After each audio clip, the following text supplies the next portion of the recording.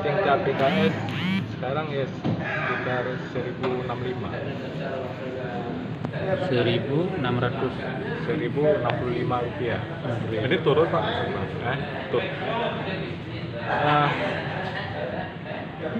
Naik juga, kemarin naik.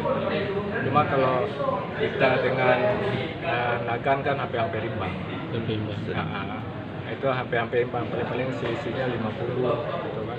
Karena cost transport aja yang membedakan. Kalau bulan Ramadan kemarin berapa harganya? Kalau bulan Ramadan kemarin ada sempat anjlok sekitar 9. Berapa tuh Pak? Itu 98 atau 96 kayak gitu lah. Ada sempat seminggu sempat anjlok. Pak, kenapa hampir setiap jelang Lebaran harga sawit selalu turun? Enggak mesti situ. Nah, kadang tren harga CPO juga mempengaruhi. Enggak mesti setiap Lebaran turun. Nah, kadang lagi tren harga CPO tinggi, ya harganya juga tinggi kan.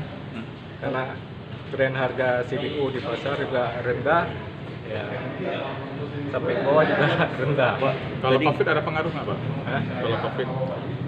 Kalau COVID pengaruh kita ekspor.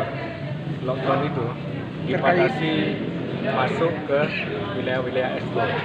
Itu sehingga menimbun CPO di dalam negeri.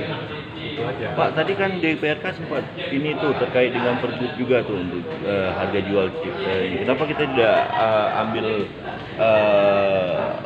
aturan tersebut, Pak? Apakah terlalu mahal?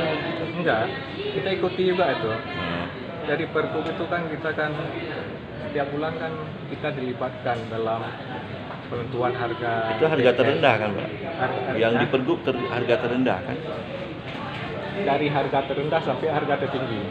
Nah, kita juga dilibatkan dengan harga pergub. Kita nggak dari harga pergub itu.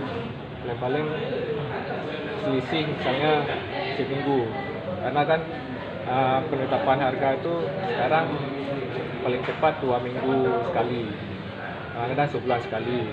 Ya kan? Sekarang udah 2 minggu sekali coba sama Disbun provinsi. Kita libatkan di situ. Intinya kita tetap mengikuti Pak aturan dari pemerintah. Kita ikuti.